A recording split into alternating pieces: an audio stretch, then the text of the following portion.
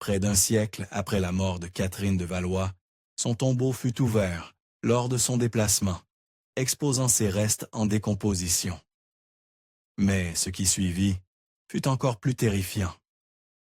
Nous reviendrons sur cette histoire plus tard. Dès l'instant de sa naissance, Catherine de Valois fut destinée à quelque chose de plus grand qu'elle-même.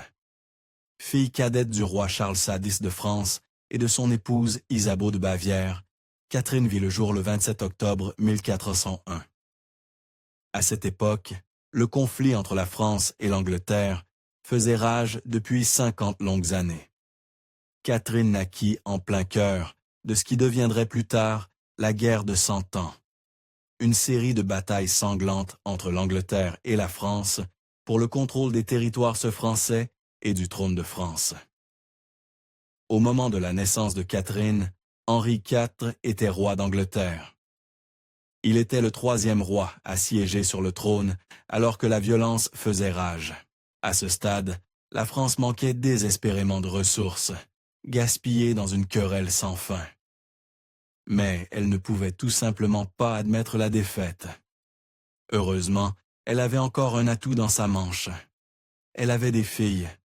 Des plans pour instaurer la paix par une union avec le trône anglais commencèrent lorsque la sœur aînée de Catherine, Isabelle de Valois, fut offerte au monarque anglais. Dans ce qui est peut-être l'une des images les plus troublantes de l'histoire, Isabelle n'avait que 7 ans lorsqu'elle fut mariée au roi Richard II, âgé de 29 ans. On peut imaginer ce que Catherine attendait de son propre destin avec l'exemple du mariage de sa sœur. Mais après tout cela, les complots du roi et de la reine de France n'aboutirent à presque rien lorsque le pouvoir changea en France et en Angleterre. Le père de Catherine transmit son pouvoir à sa mère et à son oncle. Cette décision entraîna le retour d'Henry Bolingbroke en Angleterre, ce qui provoqua un conflit civil. En 1399, Henri devint roi et Isabelle devint une reine déchue à l'âge de 10 ans. Bien qu'elle ne fût pas encore née, ces événements avaient déjà façonné la vie de Catherine. Avant même que ses parents n'imaginent son destin, ils tiraient les ficelles qui détermineraient son sort. Le nouveau roi, Henri IV, n'avait pas besoin d'épouse. Mais son fils était une toute autre affaire. Les négociations pour marier Catherine à son fils Henri V commencèrent presque dès sa naissance. Heureusement, le destin intervint avant que les familles ne concluent l'accord. Catherine aurait pu subir le même sort que sa sœur, vendue comme épouse enfant à un homme bien plus âgé, si les négociations de mariage n'avaient pas été retardées. Heureusement pour la petite Catherine, Henri IV tomba gravement malade avant son 4e anniversaire. La maladie marqua ses dernières années de vie, et les négociations sur le mariage de son fils prirent fin avec son décès en mars 1413. Pour Catherine, cette perte ne fut qu'un sursis temporaire. Lorsque Henri V monta sur le trône, le conflit en France approchait de ce qui lui vaudrait le nom de guerre de 100 ans. Henri désirait la paix autant que ceux en France. Ainsi, une fois solidement établi sur le trône, il rouvrit les discussions sur le mariage avec Catherine. Mais cette fois, il avait des exigences sérieuses. À ce stade, l'idée de Catherine elle-même ne suffisait pas pour Henri.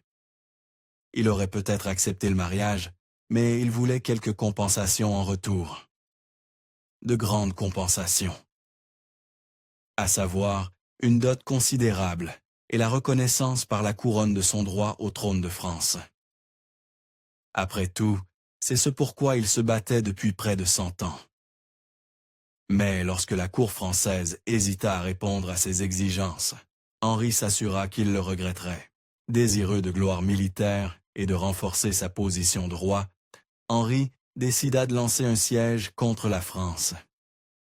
Une décision qui scellerait finalement le destin tragique de Catherine.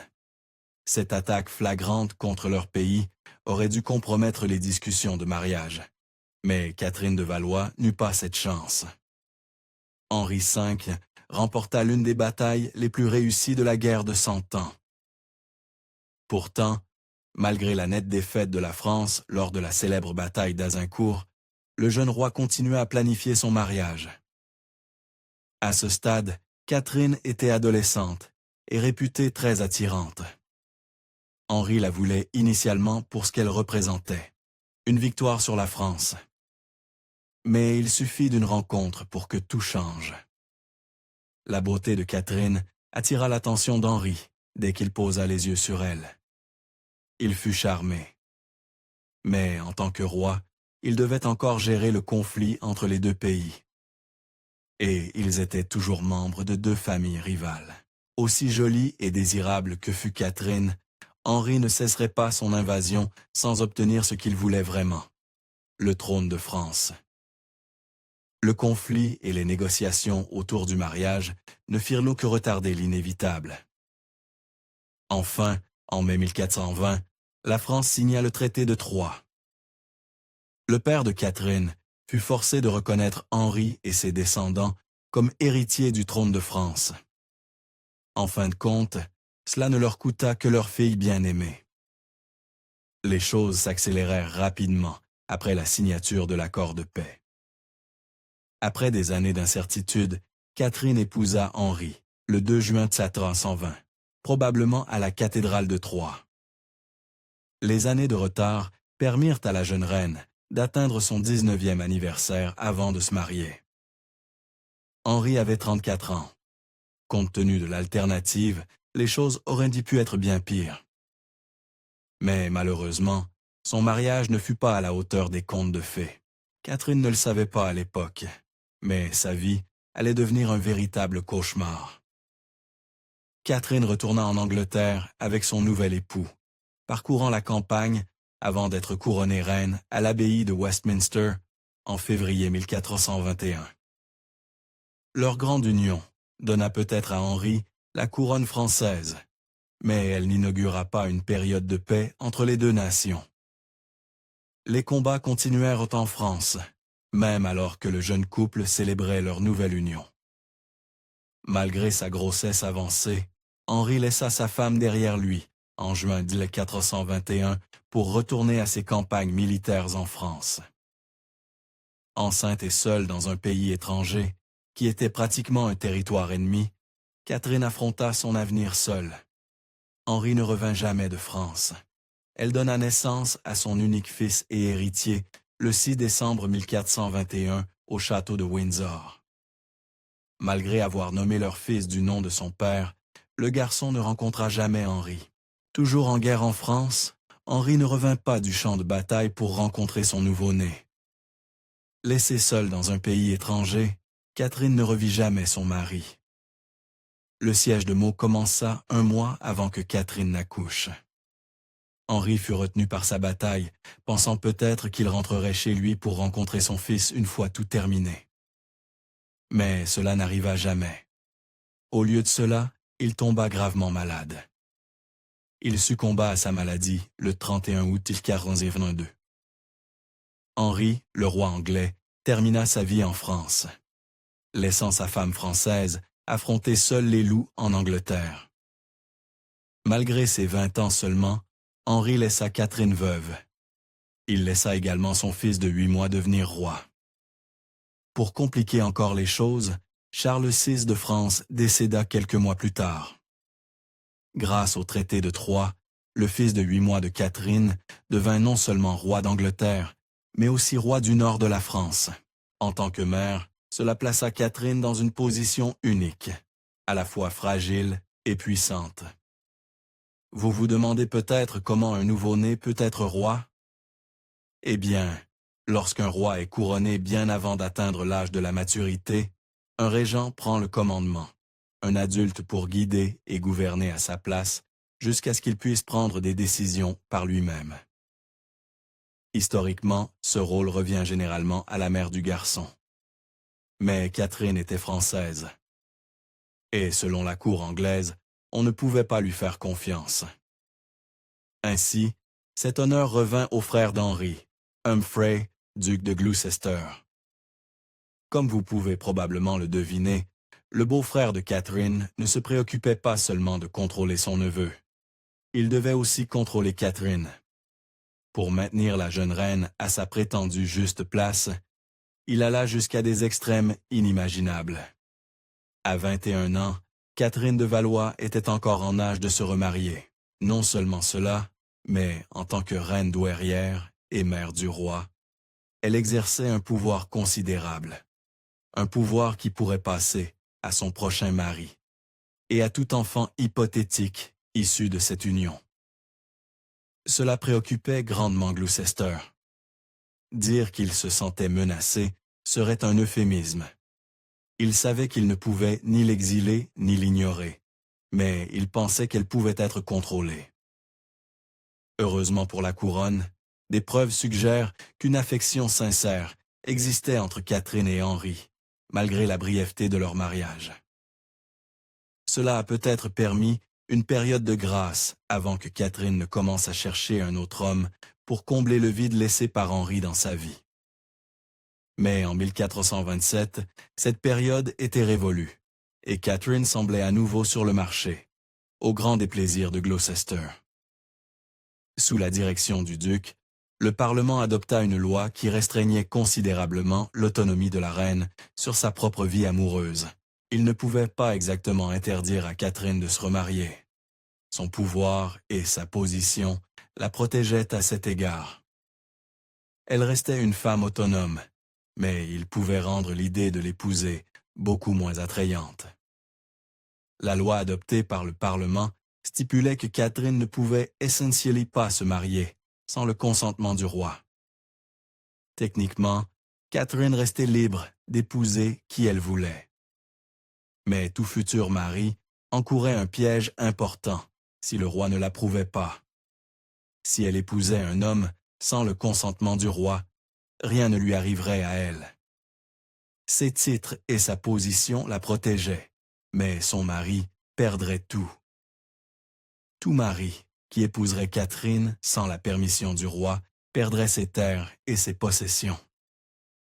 Catherine se retrouva à la merci de son fils, ce qui posait un problème important.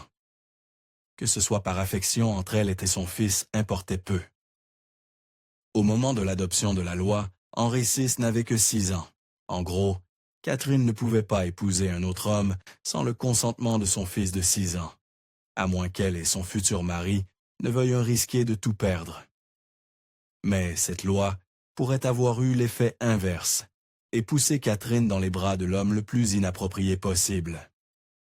L'Angleterre et le pays de Galles étaient en conflit depuis le XIIIe siècle, lorsque les rois anglais commencèrent à s'étendre agressivement au pays de Galles avec un seul objectif en tête: conquérir le territoire au nom de l'Angleterre.